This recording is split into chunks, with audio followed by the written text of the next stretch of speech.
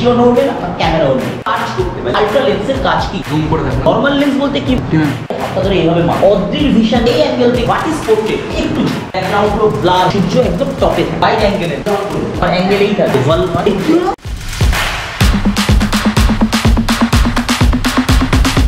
ক্যামেরার দ্বারা আমরা কি করি? ক্যামেরার এই লেন্সের দ্বারা আমরা মানুষের ছবি তুলি, পোর্ট্রেট তুলি। তখন আমরা জুম লেন্স ব্যবহার করি, কখন আমরা ব্লক লেন্স ব্যবহার করি, কখন আমরা ওয়াইড লেন্স ব্যবহার করি। তো প্রত্যেকটা আলাদা আলাদা মাপ আছে, আলাদা আলাদা তার ধরন আছে। কোনোটা আছে 35 mm আছে, কোনোটা 70-200 রয়েছে, কোনোটা 50 ব্লক আছে, কোনোটা 85 আছে। তো এরকম বিভিন্ন ক্যামেরার লেন্সের ভাগ রয়েছে, প্রতিটার আলাদা আলাদা কাজ। ধরো আমি এখান থেকে ওর ছবি তুলছি, আর আমার ডিস্টেন্সের সাথে ওর ডিস্টেন্স অনুযায়ী আমাকে লেন্সের ব্যবহার করতে হবে।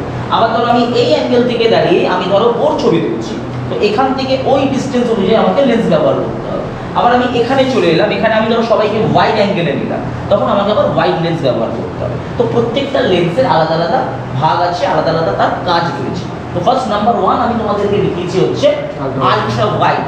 আমরা অনেকে বলি আলট্রা প্রাইম বলি, আলট্রা ওয়াইড বলি। এই আলট্রা লেন্সের কাজ কি? অনেকটা ওয়াইড এনে আলট্রা লেন্সের কাজ হচ্ছে আমরা এই যে ঘরটাকে আমরা অনেকটা ওয়াইড নেব, আমরা অনেকটা বড় করে নেব।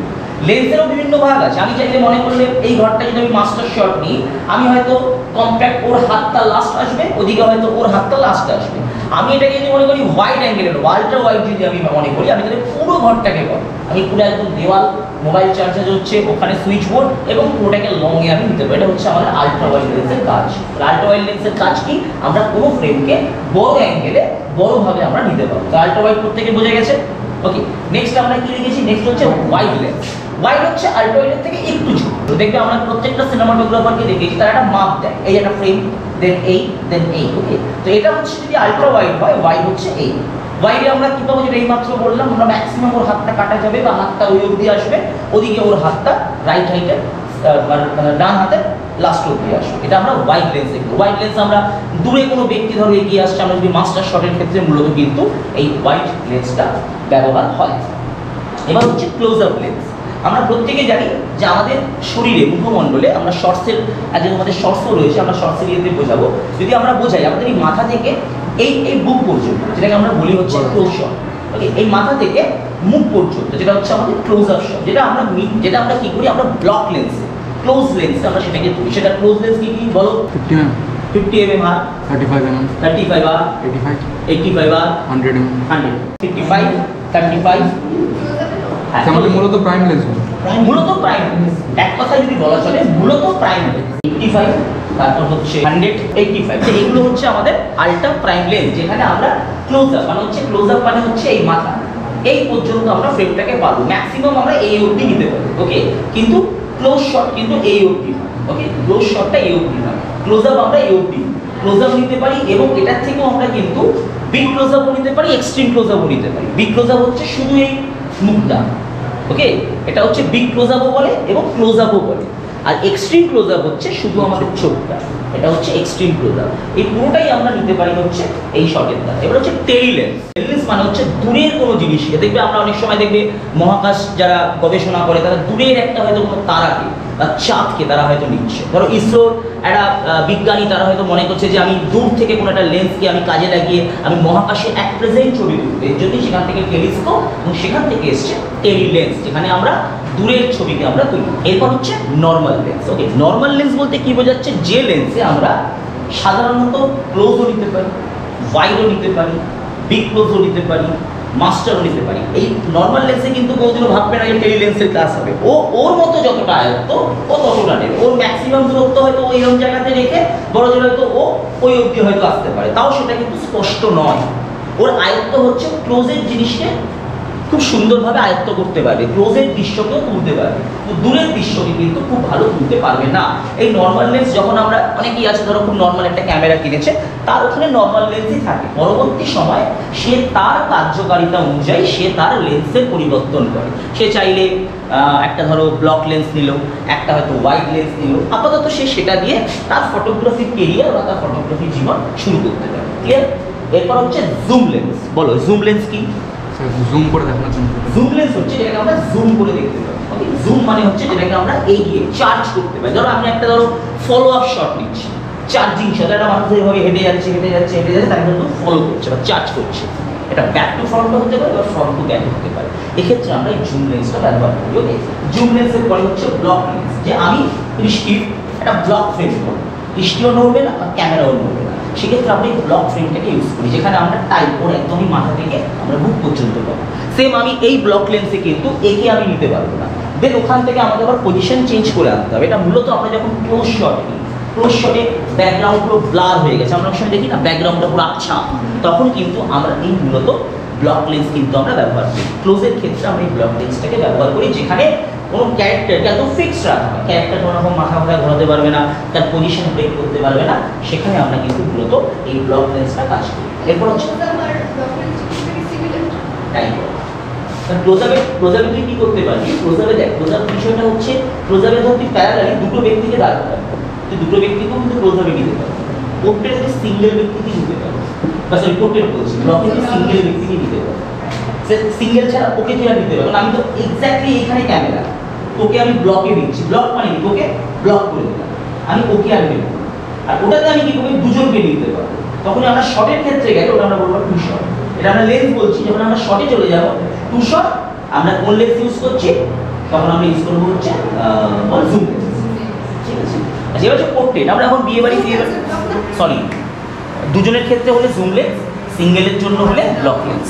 এবার আমরা চলে আসছি হচ্ছে পোর্ট্রেট। পোর্ট্রেট আমরা এখন সবাই শুনছি বিয়ে বাড়িতে পোর্ট্রেট তুলছি, কেউ দাঁড়িয়ে আছে তাকে বলছে পোর্ট্রেট তুলছে, তো হোয়াট ইজ পোর্ট্রেট? পোর্ট্রেট কি বল? পোর্ট্রেট মানে লম্বা করে যে ফটোটা তোলা, ওটা পোর্ট্রেট বলে। মানে ব্যাকগ্রাউন্ডটা মুখে হয়ে যাচ্ছে, অ্যাপারচারটা কম থাকছে। ক্লিয়ার করে বলতে হবে, ফটোগ্রাফি ক্লাস করেছো, ক্লিয়ার করে বলো। পোর্ট্রেটটা হচ্ছে মেইনলি মানে একটা সাবজেক্টকে দাঁড় করে দিলাম, ওর পেছনে যা ব্যাকগ্রাউন্ডটা আছে ওটা ব্লার করে দিলাম। পোর্ট্রেট মানে হচ্ছে, এক কথায় যদি বলতে হয় সবসময় এটাই বলবে, আমি যে সাবজেক্টটাকে ছবি তুলছি তাকে গুরুত্ব দেওয়া। আমি মনে করছি এই ফ্যানটাকে তুলব, স্ট্যান্ড ফ্যানটা, এই স্ট্যান্ড ফ্যানটাই গুরুত্ব পাবে, তার পিছনের ওয়াল, তার পিছনের ব্যাকগ্রাউন্ড গুরুত্ব পাবে না। পোর্ট্রেটে আমরা কি করি দেখবে, যে ধরো আমরা সাপোজ আমরা প্রত্যেকে আমাদের মোবাইল যদি ইউজ করি, আমাদের মোবাইলের ক্যামেরা রয়েছে, ওকে, এই ক্যামেরা রয়েছে, এই ক্যামেরাতে পোর্ট্রেট বলে একটা অপশন আছে। পোর্ট্রেট কি করবে? পোর্ট্রেট শুধুমাত্র সেই ব্যক্তিটিকে ফোকাস করবে এবং সেই ব্যক্তিটিকে হাইলাইট করবে। তোমরা বাড়িতে গিয়ে প্রত্যেকের মোবাইলে পোর্ট্রেট অপশনটা লিখে দেখো, ব্যাকগ্রাউন্ড পুরো ব্লার হয়ে যাবে এবং শুধুমাত্র সেই ব্যক্তিটি যাকে আমি ফোকাস করছি সেই ব্যক্তিটি ফোকাসে থাকবে। মানে শুধুমাত্র আমার যে সাবজেক্ট, আমি সাবজেক্টটাকেই ফোকাস করবো, সাবজেক্টটিকে আমি ছবি তুলব, সেটাকে আমরা বলছি পোর্ট্রেট। বোঝা গেছে পোর্ট্রেট। এরপর হচ্ছে ম্যাক্রো লেন্স। কি বললাম এই মাত্র? ম্যাক্রো থেকে এসছে মাইক্রো সার্কেল। ম্যাক্রো মানে কি? ম্যাক্রো মানে হচ্ছে কি? ক্ষুদ্র।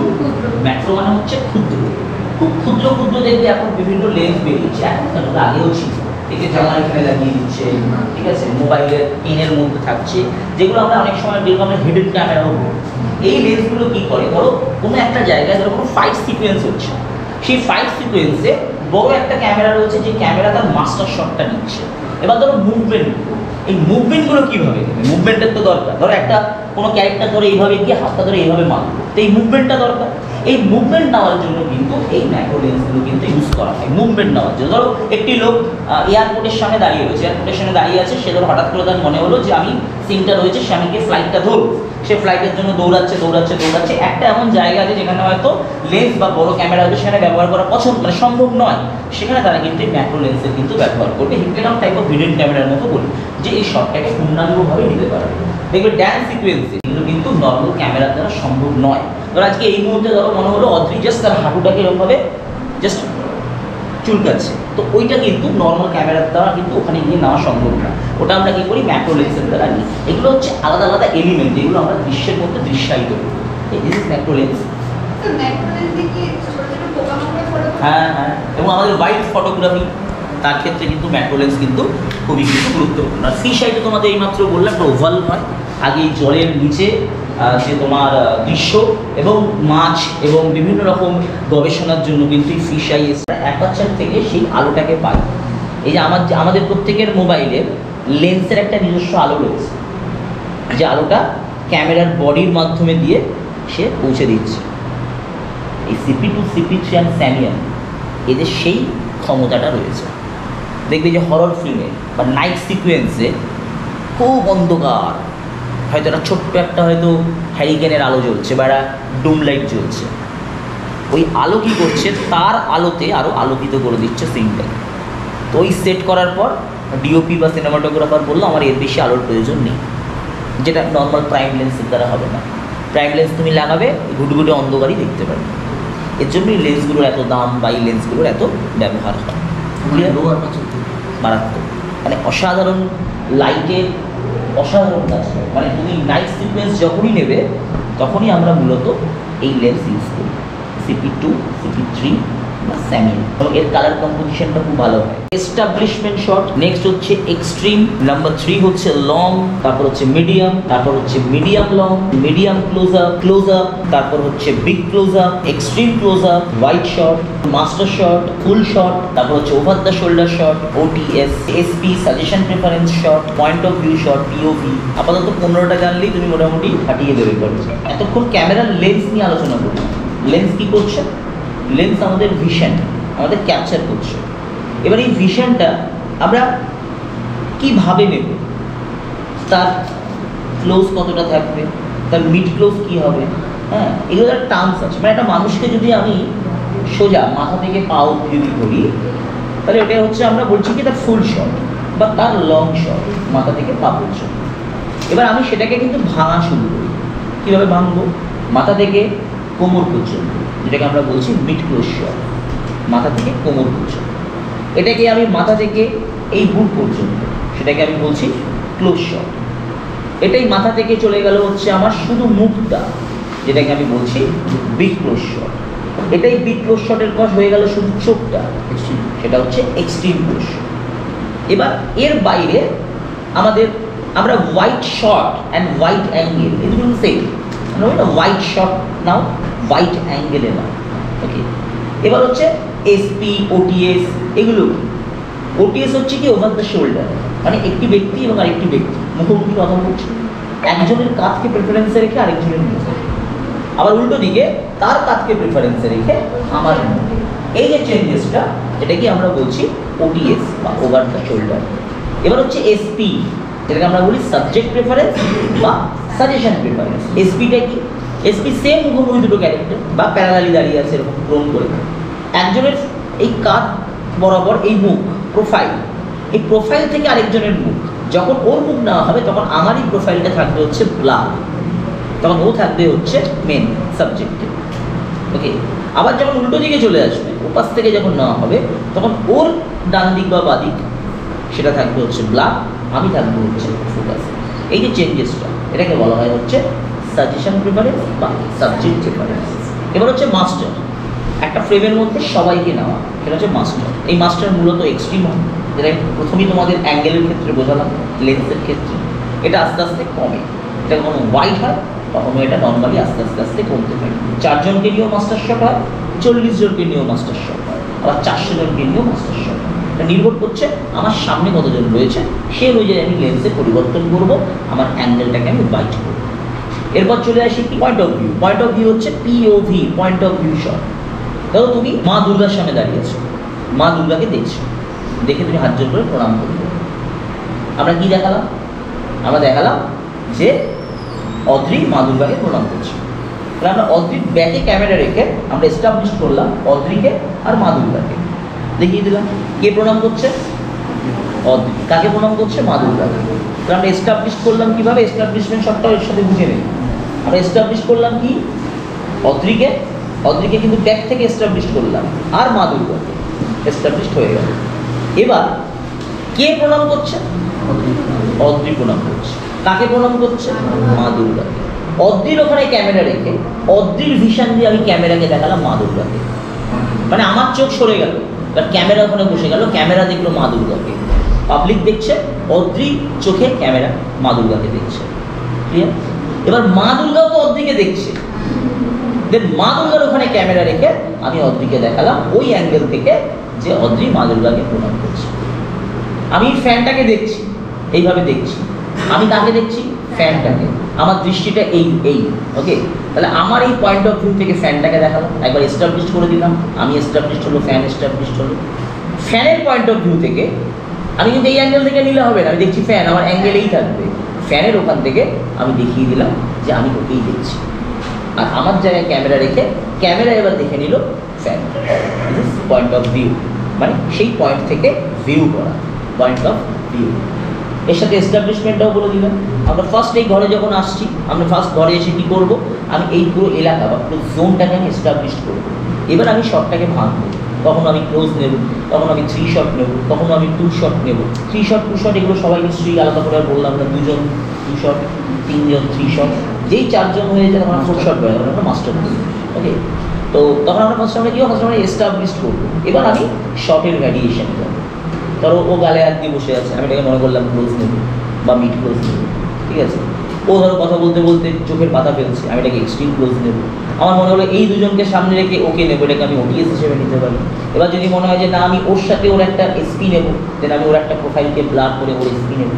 আবার উল্টো দিক থেকে ওর রিয়াকশানটা নেবো, দেন আমি এবার এইভাবে শর্ট ডিভিশনে যাবো, যেটা আমাদের সিনেমা বা ওয়েব সিরিজ বা সিরিয়ালে করা হয়। প্রথমে কী করা হয়, প্রথমে আমরা একটা সিনকে ডেভেলপ করি এইভাবে, প্রথমে আমরা এস্টাবলিশ শট করে নিই, তারপর আমরা শর্ট ডিভিশন নিয়ে যাই, সেটাকে আমরা ভাঙি, লাস্টে ফাইনালি আবার এস্টাবলিশ করে দিলাম জায়গাটাকে, দেন ক্লিয়ার হয়ে গেল। অটো ফোকাস আরেকটা হচ্ছে ম্যানুয়াল ফোকাস। অটো ফোকাস কি, যেটা অলরেডি সেট করা আছে, সেখানে তুমি চাইলে ব্লারও করতে পারবে না, তুমি চাইলে কাউকে পারফেক্টও রাখতে পারবে না, ক্যামেরার নিজস্ব। এবার ম্যানুয়াল ফোকাসে আমরা মূলত সিনেমাটোগ্রাফার ফটোগ্রাফাররা কাজ করি, যেখানে তুমি ইচ্ছে মতো ফোকাস করতে, যেমন এইমাত্র দেখালাম যে আমি ওকে আমার প্রয়োজন অনুযায়ী আমি ওকে ফোকাস করলাম, আবার আমার প্রয়োজন অনুযায়ী আমি ওকে আউট ফোকাস করে ওকে ফোকাস করলাম। This is focus shifting. এই ফোকাস শিফটিংটা কখন করা হয়, এটা সাবজেক্ট ওয়াইজ করা হয়। আমার যখন যাকে মনে হয়, ধরো আমার এই মুহূর্তে মনে হচ্ছে যে আমি কথা বলছি, তাহলে আমি এখানে ফোকাসে থাকবো। এবার আমার মনে হলো যে আমি এখানে ক্যামেরা রেখে তোমাদের রিয়াকশান দেবো বা তোমরা কিছু প্রশ্ন করবে, তখন তোমরা ফোকাসে থাকবে। এটা ফুল ফ্রেমও ফোকাসে রাখা যায়, পারফেক্ট একজন ব্যক্তিকেও ফোকাসে রাখা যায় বা দুজন ব্যক্তিকেও ফোকাসে রাখা যায়। ওরা আমার মনে হলো যে আমি এই দুজনকে ফোকাসে রাখবো, এইখান থেকে আমি ক্যামেরার অ্যাঙ্গেল বসে এই দুজনকে ফোকাসে রাখবো, অর্ধেককে আমি আউট অফ ফোকাসে রাখবো, এই দুজন আমার ফোকাসে রয়েছে। এবার এখান থেকে যখন আমার মনে হলো অর্ধেক কোনো প্রশ্ন করছে, ফোকাস পুরো শিফট হয়ে যাবে, শিফটে অর্ধেক হয়ে যাবে, ফোকাস পুরো হয়ে যাবে আমার ফোকাস। এই চেঞ্জেসটা যেটা আমরা স্ক্রিনে দেখো, এটা আমাদের ম্যাক্সিমাম ফ্রেমের ক্ষেত্রে হয়। এটা হচ্ছে ফোকাসের একটা প্রথম ধাপ। মূলত ফোকাস মানে আমরা জানি হচ্ছে কি, ফোকাস মানে হচ্ছে আমাদের ভিশনটা, আমরা এটা দেখছি সেটাকে ক্লিয়ার দেখা, সেটাকে ঝকঝকে পরিষ্কার দেখা।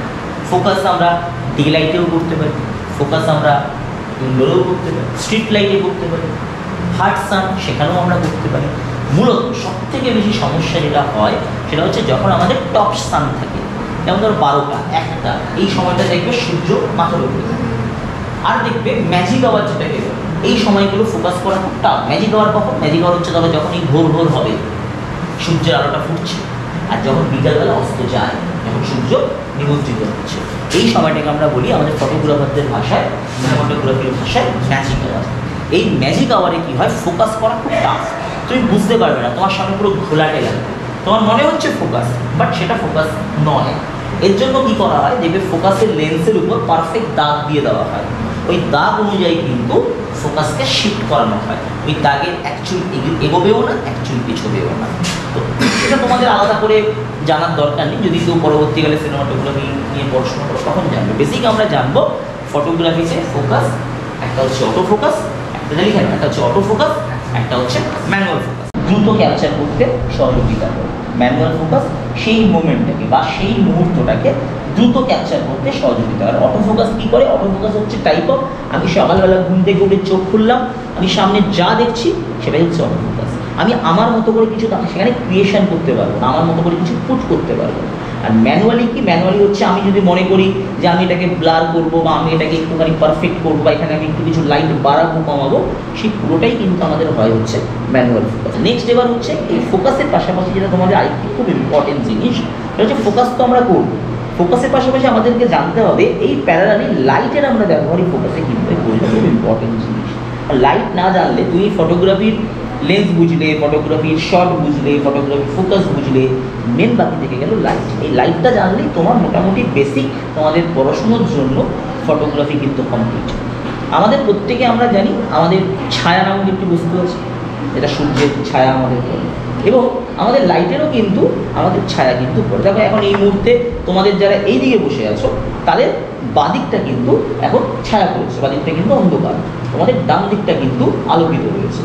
এখানে যারা বসে আছো তাদের আবার ঠিক উল্টো, তাদের কিন্তু বাদিকটা কিন্তু ছায়া পড়েছে, তাদের ডান দিক তাদের ডান দিকটা কিন্তু ছায়া পড়েছে, তাদের বাদিকটা কিন্তু ক্লিয়ার। এটা লাইটের উপর কিন্তু মেনলি এটা ডিপেন্ড করে। এই যে তোমাদের এইমাত্র বললাম ম্যাজিক আওয়ার, ম্যাজিক আওয়ারের সময় মূলত কী হয়, ম্যাজিক আওয়ারের সময় মূলত সূর্য একদম টপে থাকে, সেই সময় আমাদের মুখ যথেষ্ট ব্লার হয়ে যায়। ব্লার মানে কি, চকচকে হয়ে যায়। এবার এই চকচকে লাইট তো আমরা দিতে পারবো না, তখন আমরা কী করি, তখন রিফ্লেক্টার ইউজ করে সেই লাইটটাকে আমরা কমাই,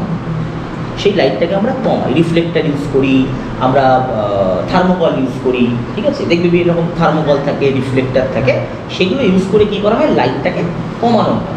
এটাই যখন আবার ইনডোরে চলে যায়, ইনডোরে ধরো প্রচুর লাইট, দেখবে একটা বিয়ে বাড়িতে গেছো, দেখছো চারিদিকে প্রচুর লাইট, মানে বউ জানা ফর্সা তার থেকে অধিক ফর্সা দেখাচ্ছে বউ, মানে চকচকে হয়ে গেছে বউ, ঠিক আছে, সম্বন্ধ করে বিয়ে বর ভাবছে বউ এত ফর্সা, যেই পরের দিন মুখ ফুক ধুয়েছে, এই কী হলো, ওই তো লাইটের খেলা। এই যাই হোক, হ্যাঁ, মানে এমন ফটোগ্রাফাররা এত লাইট ফাইট সফট বক্স দিয়ে ছবি তুলছে, হ্যাঁ, মানে কি বলবো, পোড়া কয়লাকেও জুই চাওলা লাগছে, এরকম একটা ব্যাপার। তো এটা সম্পূর্ণ এটা লাইট করছে, অ্যাপারচার করছে। এবার এই লাইটটা আমাদের থেকে দেখতে হবে বেসিক।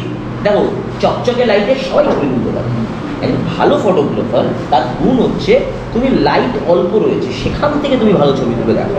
আমরা সবসময় ফোকাস, যে তোমাদের এইমাত্র বললাম না, ফোকাস বা তোমার লাইটের টোন সবসময় দেখা হয় হচ্ছে দুটো জিনিস দিয়ে। একটা হচ্ছে মানে একটাই জিনিস দিয়ে, তার দুটো পার্ট দিয়ে, সেটা হচ্ছে আমাদের আইবল, চোখ দিয়ে কিন্তু মূলত দেখা হয়। চোখের মধ্যে থেকে আমাদের মেনলি ফোকাস করা হয়। চোখের আইবল যদি ঠিক থাকে, তুমি জেনে রেখে দেবে তোমার ফোকাস পারফেক্ট হয়েছে। আর হচ্ছে চোখের ভিশন, যে ধরো তুমি একটা অন্ধকার থেকে ধরো তুমি যখন তুমি ভাব করে ঘরে ঢোকো, তোমার চোখ দেখবে প্রথমে অ্যাডজাস্ট করতে সময় লাগে না? আমরা সকালবেলা দেখবে কি ঝাড় জ্বলে যায়, সকালবেলা ধরো তুমি ঘুমোচ্ছ, তোমার মায়ের স্যার জানলাটা খুলে দিল, সূর্যের আলোটা পড়লো, মাথা দেখবে কি গরম হয়ে যাবে, মানে মনে হবে যেন হাতের কাছে যা দেখবে জানলাটাকে ভেঙে দিই। তো আমাদের চোখ অ্যাডজাস্ট করতে খুব সময় লাগে যে কোনো জিনিসের ক্ষেত্রে। আমাদের চোখ এত সেন্সিটিভ, চোখে যদি একটা কিছু পড়ে দেখবে আমরা ছটপট করি, তাই না? তো এই চোখ আমাদের লাইটটাকেও অ্যাডজাস্ট করে। ফটোগ্রাফারের খুব ভালো একটা ভিশন হচ্ছে তার চোখ। সে চোখ দিয়ে দেখে নেবে যে আমার এক্স্যাক্ট কতটা লাইটের প্রয়োজন। অনেকে দেখবে যেটা লো লাইট ফটোগ্রাফি পছন্দ করে, হাইলাইট ফটোগ্রাফি, লাইট জ্বলছে চারিদিকে চকচকে ফটোগ্রাফি, সেটা যে কেউ এখন মোবাইলে তুলতে পারে। এখন এমন দামি সব মোবাইল বেরিয়ে গেছে, মানে ফটোগ্রাফারেরটা সবাই ফটোগ্রাফার। কিন্তু পারফেক্ট ফটোগ্রাফি করার জন্য কিন্তু লো লাইটের কিন্তু খুব প্রয়োজনীয়তা রয়েছে। লো লাইটে আমাদের মেনলি এই ফটোগ্রাফিগুলো করতে হয়। আর কি দেখতে হয়, দেখবে ফটোগ্রাফি যখন আমরা করি ক্যামেরাতে একটা রেডিশ টোন আছে, যেটাকে আমরা বলি রেড আই টোন। তোমরা নিশ্চয়ই আরও ভালো জানবে যারা ফটোগ্রাফি ক্লাস করছো। রেড আই টোন, এই রেড আই টোনটা তোমাদেরকে একটু বেসিক বলে দিই। এটাও কিন্তু একটা খুব ইম্পর্টেন্ট জিনিস। দেখবে রেড অ্যালার্ট আমরা বলি না, রেড অ্যালার্ট, লাল সতর্কতা যায়। কেন লাল সতর্কতা কেন বলা হয়? ধরো বিপর্যয় আসছে, সমুদ্র পার্শ্ববর্তী এলাকাতে মাইকিং করে বলা হচ্ছে যে নামবেন না, নিষেধাজ্ঞা জারি করা হচ্ছে, মৎস্যজীবীদের বলছে তাদের ফিরে আসুন, আর যারা যাবার কথা ভাবছে বলছে না চলে যান, পর্যটকদের সরিয়ে দেওয়া হচ্ছে। তেমনি ক্যামেরাতে ব্যালেন্স করে তোমরা যদি এই রেড আই বিষয়টাকে যদি তোমরা ধরতে পারো, যে আমি কতটা এগোবো, কতটা আমি এর মুখে আলো ফেলবো, কতটা ছবিটা বার্ন হচ্ছে, কতটা লাইটের প্রয়োজন, এটা তোমাকে কিন্তু জানতে হবে। এটা দেখো, এটার কোনো টেকনিক্যাল ওয়ে নেই, এটার কোনো থিওরিক্যাল কোনো পার্ট নেই, এটা সম্পূর্ণটাই হচ্ছে ভিশন।